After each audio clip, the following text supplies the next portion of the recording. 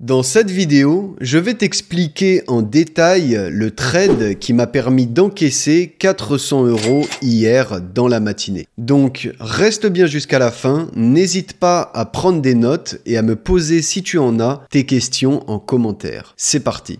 Donc nous y voilà, vous allez voir que ce n'était pas bien compliqué. On va passer au peigne fin chaque étape que j'ai pu mettre en place jusqu'à réussir donc à capitaliser sur la position en question sur le GBP USD.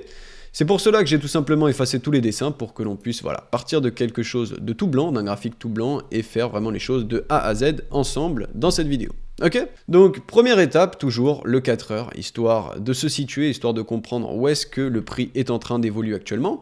Donc rapidement sur le GBP USD, ce qu'on pouvait voir c'est qu'on était dans un flux haussier depuis début mars, donc depuis quelques semaines, après avoir liquidé ce low, hop, les banques sont venues se saisir des liquidités ici, et ont tout de suite attaqué la hausse, elles ont target ces equal highs qu'elles ont pris, ok, super. Donc on est clairement dans un flux haussier sur du 4 heures, très bien, comme je le dis toujours, moi, peu m'importe qu'on soit dans un flux haussier sur du 4 heures ou baissier, c'est pas ça qui va impacter la position que je vais prendre. Alors je peux très bien capitaliser aussi sur ce flux haussier, mais je peux très bien aussi venir trader la baisse, même si sur du 4 heures on est haussier. De toute manière, ça je l'ai expliqué maintes et maintes fois dans mes dernières vidéos, donc si vous êtes nouveau sur cette chaîne et que vous ne comprenez pas trop ce que je dis dans cette vidéo où je vais passer rapidement sur chaque concept, parce que c'est pas une vidéo qui va durer 30 minutes, n'hésitez pas à aller voir mes précédentes vidéos. Ok?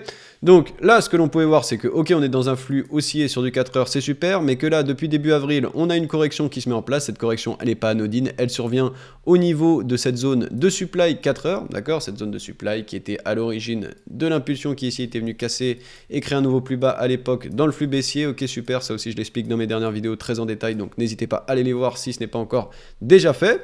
Donc prise de liquidité, on rejoint une zone de supply, on commence à corriger, classique, c'est super. Moi, sur du 15 minutes ici, d'ores et déjà, je peux voir qu'il y a un très beau flux baissier qui doit être en train de se mettre en place. Je vois pas pourquoi j'achèterais quoi que ce soit au vu qu'on n'est pas sur une zone de demande legit, d'accord? Donc justement, je vais capitaliser sur le fait que l'on va sûrement rejoindre cette zone de demande et donc je vais profiter de surfer sur ce flux baissier qui apparaît depuis une zone de supply 4 heures, ok?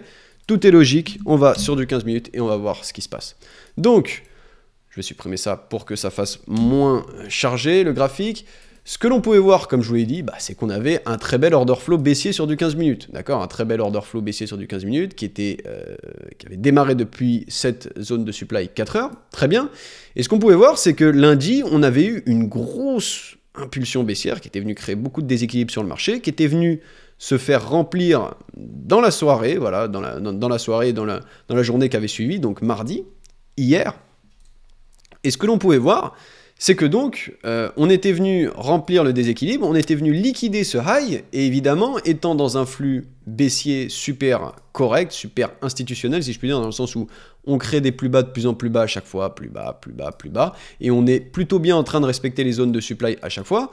Moi, forcément, je vais attendre le retour du prix dans une zone de supply M15, ok, après une prise de liquidité, pour pouvoir, si on a un réalignement, si j'ai mes confirmations dans cette zone de supply M15, pouvoir continuer de capitaliser sur cet order flow baissier en vigueur sur le marché sur du 15 minutes, ok? Donc, ce que j'ai fait, ce que j'ai vu, c'est simple. Là, je vous reparle d'hier, parce que comme je l'ai dit dans mon groupe Telegram, hier, il y avait une position très intéressante qui, malheureusement, n'a pas, enfin malheureusement, je sais pas pourquoi je dis malheureusement, vous allez voir qu'au final, tout s'est passé comme prévu, c'est juste que ça a pris un peu plus de temps, entre guillemets. Hier, je vous ai partagé le fait que j'avais une position qui m'intéressait, le prix n'était pas revenu m'activer, et vous allez voir que la position au final que j'ai prise aujourd'hui, c'était tout simplement la continuité de cette position qui n'avait pas pu être au final déclenchée la veille. Et c'est pour ça qu'il ne faut jamais céder face à son plan et qu'il faut toujours simplement rester patient parce que quand on est patient, au final, on est celui qui gagne. D'accord? C'est à la fin du bal qu'on paye les musiciens, comme on le dit. Et honnêtement, sur les marchés, il vaut mieux attendre que le marché vienne à vous et ne pas essayer de lui courir après quand les choses ne se passent pas comme prévu. Enfin bref, vous allez voir de toute manière tout ce que je suis en train de vous dire graphiquement parlant. Donc ici, c'est simple, comme j'ai dit, déséquilibre. Au final, hop, on vient liquider un high, liquider deux highs. On voit qu'on réagit très violemment donc dans cette zone de supply-ci. Voilà, super. Zone de supply après prise de liquidité, zone de supply qui était tout simplement l'interaction entre cette zone de demande que voici, hop, zone de demande, boum, le prix il réagit, au final, il la casse, boum, au revoir, il continue le flux baissier, le prix prend des liquidités, revient dans cette zone de supply. Depuis cette zone de supply, qu'est-ce que l'on a? On a une grosse réaction baissière, on vient d'ores et déjà casser cette zone de demande sur du 15 minutes, donc j'en ai plus que ce qu'il m'en faut. J'aurais attendu un réalignement d'order flow 1 minute dans cette zone de supply, j'ai même un réalignement d'order flow 15 minutes, donc très clairement, j'ai tout ce qu'il me faut, donc je vais directement aller sur du 1 minute, voir ce qui se passe, et sur du 1 minute, bah, c'était, comme je vous l'ai dit, assez clair, quoi. Qu'est-ce que je vois? Je vois une grosse phase d'accumulation ici, qui était durant la session de Londres et durant le lunchtime, très bien, donc phase d'accumulation, hop, on vient liquider tout ça un peu avant 13 h, les banques se saisissent donc de beaucoup de liquidités. Comme par hasard, hop, on arrive directement dans une zone de supply juste après cette saisie de toutes ces liquidités. Qu'est-ce que l'on crée après avoir pris ces liquidités? Une impulsion qui vient créer un retournement d'order flow. Donc les banques se saisissent de liquidités, rejoignent une zone de supply et me créent un retournement d'order flow bearish dans la continuation de l'order flow actuel en vigueur, bearish sur du 15 minutes. Tout se rejoint pour moi et j'ai donc plus qu'à prendre mon trade depuis la zone qui est à l'origine de ce réalignement d'order flow. Ok, hop, zone de supply ici, ce flip ne m'intéresse pas, il n'y a pas de prise de liquidité inverse pour moi, ça m'intéresse pas, ça va se faire sauter. Je vois ici une belle zone, voilà. Donc je me positionne de cette manière, je divise la zone en deux, paf, ici on était sur à peu près 10 pips, si je dis pas de bêtises. Voilà, c'était 12 pips. Donc j'ai divisé ça en 6-6, hop, sans me prendre la tête. Voilà, vraiment pas de prise de tête. C'est vraiment tout ce que je déteste, les prises de tête sur les marchés, les gars. Et j'ai attendu que le prix vienne m'activer, donc ici, en évidemment ayant un nerf de 5 comme target, qui était tout à fait logique, vu que c'était la prise de ces liquidités qui avaient déjà été prises là. Hop, hop, on revient. Liquidité à target, on revient ici. Et on revient à peu près ici sur une zone qui pourrait déclencher un rebond. Donc, target de 5, techniquement legit. Tout était bon pour moi. Sauf qu'au final, voilà. On s'est heurté à ce flip. On s'est heurté à ce flip assez longtemps. Ça me plaisait pas. Je comprenais pas pourquoi. Mais je me suis dit, bon, soit le marché fait ce qu'il veut. S'il veut réagir à ce flip, très bien. J'ai pas voulu m'y adapter. Il y a des fois où je veux m'adapter au marché. C'est-à-dire que j'ai mon idée de base qui est cette zone idéale pour moi. Si le prix, je vois qu'il m'offre beaucoup de réactions sur une zone qui, je sais, qui pourrait donner lieu à une réaction, mais qui ne me plaît pas forcément pour X ou Z raison, je vais voilà, m'y adapter. C'est-à-dire qu'il y a un moment donné où je vais me dire, bon, quand même, là, Louis, tu vois bien que le marché ne va pas forcément rejoindre ta zone. Tu peux prendre, pas le risque, mais tu peux t'adapter, voilà, pivoter un peu dans ton analyse et te dire c'est potentiellement là que le marché va se retourner parce que visiblement il en a envie et c'est lui qui décide. Donc tu pourrais le suivre sur cette zone. Mais là vraiment ici ça me donnait pas envie, d'accord? Donc j'avais pas envie du tout de me changer, j'ai fait le têtu. J'ai attendu le prix ici, donc il n'est pas revenu. Au final on est venu liquider ce flip un peu plus tard dans la journée. Et je me suis dit pourquoi pas, mais au final ça respectait pas mon plan. Vous voyez, quand j'ai vu qu'ici on a liquidé le flip, qu'on est venu créer une impulsion baissière, que ici, hop, on a respecté, qu'on a continué de casser. Je me suis dit, pourquoi pas, je pourrais prendre un trade ici, par exemple, un truc comme ça. Honnêtement, il était 17 h. Ça m'a tenté, mais au final, je ne l'ai pas fait. Au final, je ne l'ai pas fait parce que pour moi, vraiment, la zone optimale était là. Et il y avait encore beaucoup de liquidités à venir chercher ici. Donc, je ne l'ai pas fait. Bon, bref, au final, ça aurait payé. Mais peu importe, je me suis tenu à mon plan et à mon idée de base qui était pour moi l'idée optimale. Et je n'ai donc pas pris de position ce mardi. Ok, très bien. La journée se finit. Donc on va aller sur du 15 minutes histoire que ça aille un peu plus vite. Hop, hop, hop. La journée se finit. La zone est toujours magnifique. La zone est toujours magnifique. Hop, on continue de casser. On a énormément de liquidités. Donc moi je me dis, là ici c'est sûr que le prix va se retourner un jour ou l'autre. Ok, on va voir comment, justement comment les jours suivants se crée. Je sais qu'on avait des annonces économiques assez importantes le mercredi avec le CPI, si je dis pas de bêtises, etc. Donc je me suis dit, si le prix atteint cette zone avant le CPI, je pense que j'aurai une position. Rien ne sert de stresser. J'ai enlevé mes ordres limites évidemment pendant la nuit, au cas où je me ferais activer pendant la nuit. Bon, j'ai envie de dormir tranquille, vous voyez ce que je veux dire. Donc j'ai enlevé mes ordres limites durant la nuit et qu'est-ce que j'ai vu du coup ce matin quand je suis retourné devant mes graphiques? Donc vers 8h30, j'ai allumé mon téléphone, j'ai vu un peu ce qui se passait avant d'allumer mon écran. Et j'ai vu que, voilà, on avait réagi à cette zone. D'ailleurs, j'avais laissé mon alerte. Donc j'ai été alerté, on a réagi à cette zone, et boum, de nouveau, bah, rien d'étonnant, hein. Ouais, durant l'Asian Session, qu'est-ce qu'on fait? On remonte en créant des liquidités vers cette zone unmitigate, en prenant ces liquidités-là, forcément, quand on arrive, qu'est-ce qui se passe? Boum, ouverture de Londres. Le timing est parfait, ouverture de Londres, enfin, vous voyez, il est 8 heures, donc à 1 heure d'ouverture de Londres, en tout cas, on commence à être dans les sessions européennes, le timing est parfait, comme je dis, grosse impulsion baissière. Moi, ce que je fais, c'est que je m'empresse d'aller allumer mon PC et de tranquillement venir sur du minute pour avoir plus de détails sur ce qui s'est passé. Et encore une fois, même schématique que la veille, c'est-à-dire qu'ici, on a une belle phase d'accumulation, d'accord? Phase d'accumulation, hop, on voit que le prix vient liquider tout ça. Donc il vient liquider tout ça aux alentours de 8 heures. Très bien, super. Les banques sont en possession de liquidités suffisamment, je le pense, à ce moment-là, parce qu'on est quand même venu prendre toute cette piscine ici. On a plein de liquidités encore à venir target là. Théoriquement, ce low, bah, il est weak, d'accord, parce qu'il n'est pas venu créer un plus haut de plus en plus haut par rapport à celui-là. Donc, super. Moi, j'ai tout ce qu'il me faut. Maintenant, la zone est assez large. Comment je vais faire en sorte de rentrer avec un stop loss qui n'est pas non plus gigantesque? Bah, c'est ce que je suis venu faire. J'ai vu une interaction entre une zone de demande ici, et pour le coup là, on va dire ce flip entre guillemets, m'était plus intéressant que celui de la veille, dans le sens où je me suis dit, ici, on est début de Londres, comme on le sait, le début de Londres, ça peut être très vif, c'est-à-dire que le prix peut ne même pas revenir dans vos zones s'il a pris assez de liquidités en amont. Donc je me suis dit, déjà, si les banques reviennent ici, j'ai envie d'être dans le trade parce qu'on va sûrement dégager très rapidement à la baisse. Et j'ai pas envie de prendre le risque de seulement venir mettre un ordre limite dans mon extrême ou plus haut, voilà, dans ces zones-là, qui étaient aussi très intéressantes. Je me suis dit, voilà, par expérience, on va pas forcément revenir, c'est le début de Londres. Ici, on est venu prendre toutes les liquidités, les banques ont sûrement envie de venir chasser tout ce qu'il y a ici en buy side. Donc je me suis dit, très bien, j'ai mes deux zones ici comme ça, donc très bien. Mais pour l'instant, ma première position se trouve ici. Donc j'ai mis mon stop loss environ, voilà, j'avais un stop loss assez large de 6 pips, hein.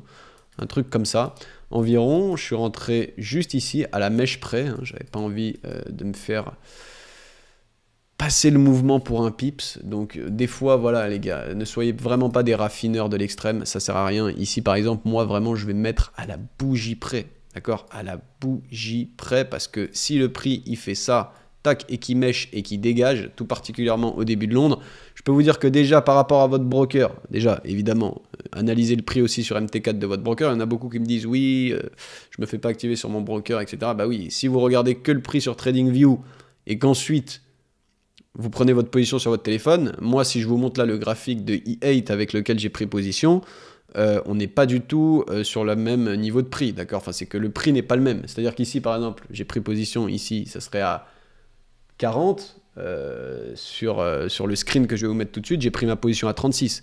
Pourtant, on est exactement à la même mèche, croyez-moi.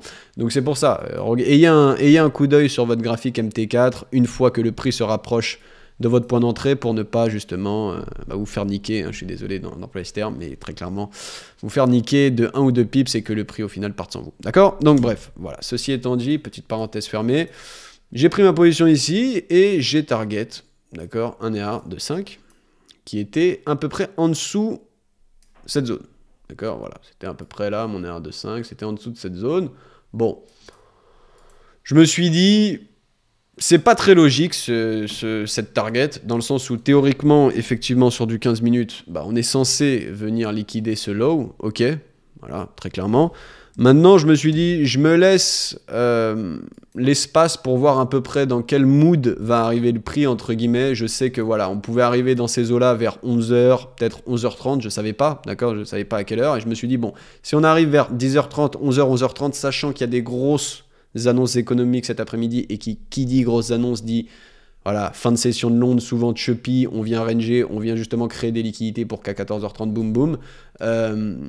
Je me suis dit, voilà, on va voir tranquillement, ça ne me dérangerait pas du tout de clôturer mon trade ici sur un RR de 3, de 3,5, de 4, à voir. Donc, l'RR pour moi était correct, voilà, de toute manière, il n'y avait pas lieu d'attendre plus pour prendre position. Le prix revient, donc je suis activé, j'ai une très belle impulsion baissière qui se met en place dès l'activation, et après, voilà, le marché normal, hein, il fait sa vie, et au final, je suis sorti à peu près là, vous voyez, donc dans cette zone qui était, comme je l'ai dit, susceptible quand même d'offrir un rebond, surtout au vu de l'heure et des annonces économiques qui allaient suivre. Il était environ 10h30 quand je suis sorti peut-être un peu plus bas, un peu plus haut, je veux dire. Je suis sorti un R de 4, grosso merdo, et j'en étais très content, d'accord, parce que comme je l'ai dit, j'avais pas envie de me taper un rebond depuis cette zone et un range interminable avant 13h, 14h30 pour qu'au final, je veux dire, je puisse jamais vraiment capitaliser sur des profits depuis cette position, tout simplement par gourmandise de vouloir attraper un RA de 5 qui aurait été juste là, vous voyez, mais vraiment pour quoi? Pour un R de plus, ça vaut vraiment pas le coup, ça vaut vraiment pas le coup, et au final, comme on peut le voir en plus, il y a eu un beau rebond. Il y a eu un beau rebond et franchement voilà, j'étais très content de ne pas être resté dans le trade bêtement pour essayer d'attraper un R de plus. Vous voyez, pour un R, vous tapez ça, ça fait mal. Donc voilà, voilà les gars, hein, cette position elle était pas compliquée comme je l'ai dit, c'était vraiment sélectionner la bonne zone, ça je l'avais fait la veille, attendre tout simplement que le prix rejoigne cette zone, ce qui n'avait pas fait la veille et ce qui m'avait empêché de prendre position, mais toujours rester patient, attendre que le marché vienne à vous, et vous voyez qu'au final, vous êtes gagnant, parce que le prix ici, il est revenu, il a créé la même schématique que le mardi, c'est-à-dire une phase d'accumulation, liquidation, retournement d'order flow bearish, super, une belle zone dans laquelle je peux prendre des trades, je sélectionne, hop, je mets mon ordre limite, stop loss, et je capitalise, tout simplement, avec un RR de 4 plus qu'honorable. Voilà, j'aimerais partager une chose avec vous aussi en cette fin de vidéo qui est une chose très importante à mon sens et qui fait partie intégrale de mon trading désormais, c'est le fait de ne pas rester devant ces écrans lorsque l'on rentre en position, d'accord? C'est très toxique et c'est inutile. Par exemple, cette position, elle a duré 1h30. Rester 1h30 entre son point d'entrée et son TP, c'est de la pure torture, d'accord? Très clairement. Et la seule chose que ça peut vous faire, c'est prendre des décisions précipitées sur un retracement qui vous fait peur, etc., etc. Surtout quand on est débutant. Il faut comprendre que le marché, il ne va pas vous activer puis foncer vers votre TP en 10 minutes. Ça, c'est dans 2% des cas. La plupart du temps, on va avoir ce genre de retracement, impulsion, retracement, impulsion, retracement, impulsion, etc. Et ça peut durer un temps indéfini jusqu'à ce que le prix se décide à toucher potentiellement au final votre TP. Et le truc, c'est que si vous restez devant votre écran tout le long de ce processus, une fois que le trade, au final, il a touché votre TP, mais vous allez avoir l'impression d'avoir traversé la mer à la nage. Comprenez? Le trade que vous venez de prendre, vous allez avoir l'impression que ça a été une épreuve incroyable émotionnellement. Et c'est justement tout ce qu'il ne faut pas, dans le sens où un seul trade, c'est une particule parmi les centaines de trades que vous allez prendre durant votre carrière de trader. Et donc, si chaque trade, c'est une épreuve, parce que vous restez devant, vous êtes là, ah yes, le prix va vers mon TP, oh non, il est en train de retracer, ah bon, ça va, il retourne vers mon TP, ah non, il retrace encore, attends, non, c'est pas possible, on n'est pas au PMU derrière un cheval en train de l'encourager là, ok?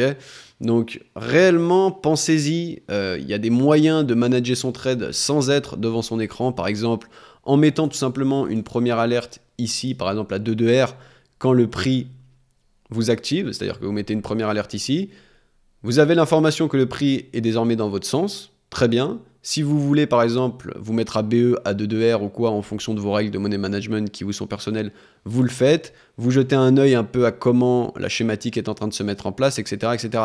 Mais vous n'êtes pas obligé de rester devant votre écran. Pareil, vous pouvez mettre une alerte à votre stop loss pour être au courant que vous êtes fait sortir si au final le prix vous sort directement. Vous pouvez mettre une alerte évidemment proche de votre BE, proche de votre TP, pardon, pour être au courant que le prix se rapproche de votre TP et que donc ça peut être bien, justement, potentiellement de clôturer manuellement ou de voir un peu comment les liquidités ont été créées. Enfin bref, je ne vais pas développer trop sur ce sujet ici, sûrement que j'en reparlerai plus tard parce que ça me semble capital d'en parler justement, parce que c'est vraiment un tips qui est beaucoup plus qu'un tips de ne pas regarder ses trades. Ça peut vraiment, vraiment, vraiment aider beaucoup de personnes à ne pas prendre les mauvaises décisions et surtout, comme je l'ai dit, de ne pas prendre un trade comme une épreuve, d'accord? C'est pas une épreuve un trade. Un trade, comme je l'ai dit, c'est une particule durant votre carrière de trading. Donc si un trade est énergivore au point que, une fois que vous avez touché le TP, vous vous dites « Oh, heureusement, j'ai touché le TP, franchement, Il y a des moments, j'ai cru qu'on n'allait jamais le toucher, avec tous ces retracements qu'il y a eu, etc. Vous voyez ce que je veux dire? Donc, voilà. Moi, ce que je vous conseille, c'est de prendre du recul. Si vous voulez faire un tour dehors, si vous voulez, je sais pas, aller lire un livre ou quoi, je vous encourage grandement, parce qu'un trade, ça peut durer des heures.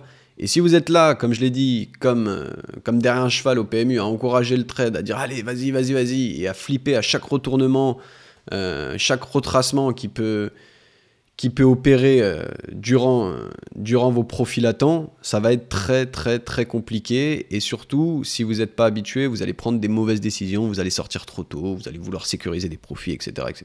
Bref, comme je l'ai dit, je ne vais pas m'étaler ici sur ce sujet, on en reparlera sûrement plus tard, mais c'était quand même important, je pense, pour moi en tout cas, de vous partager ça, parce qu'il y a encore beaucoup de personnes qui me posent des questions sur le management, etc. Donc j'en parlerai sûrement dans une prochaine vidéo, en tout cas voilà.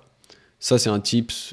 Retenez-le, prenez du recul lorsque vous rentrez en position. Donc, pour résumer les grandes lignes, zone de supply H4, ok.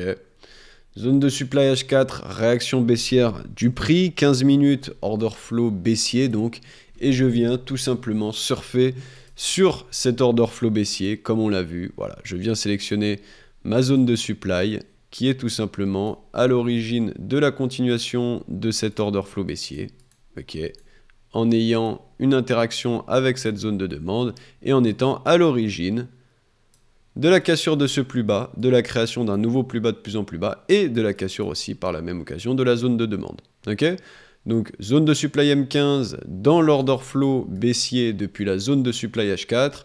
À l'intérieur de cette zone de supply M15, je viens finir le travail sur du 1 minute comme on vient de le voir. Ok, donc voilà, cette vidéo touche à sa fin, j'espère qu'elle vous a plu, j'espère qu'elle a pu vous aider. Si c'est le cas, n'oubliez pas de la liker, je vous remercie d'avance pour le soutien. Merci à ceux qui le font d'habitude et merci à ceux qui le font aujourd'hui. N'oubliez pas, ça m'aide énormément, donc likez la vidéo. Merci d'avance. Si vous avez des questions, évidemment, posez-les-moi dans l'espace commentaire, c'est fait pour. Il n'y a pas de questions bêtes et je prendrai le temps de vous lire et de vous répondre. Si vous n'êtes pas encore abonné à cette chaîne, je vous invite à le faire pour ne rien rater du contenu qui va suivre ici même. Et sur ce, eh bien, je vous souhaite une très bonne fin de semaine, un bon week-end, et on se retrouve jeudi prochain pour une nouvelle vidéo. Allez, salut!